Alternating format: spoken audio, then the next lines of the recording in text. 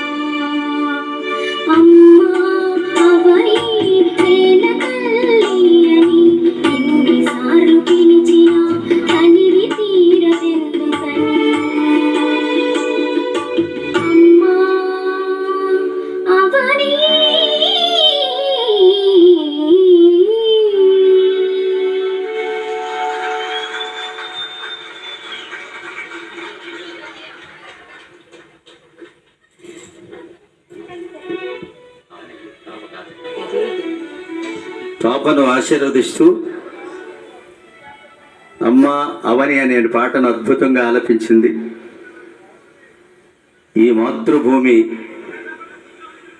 మనకి ప్రసాదించినటువంటి ఎన్నో వరాలు ఉన్నాయి.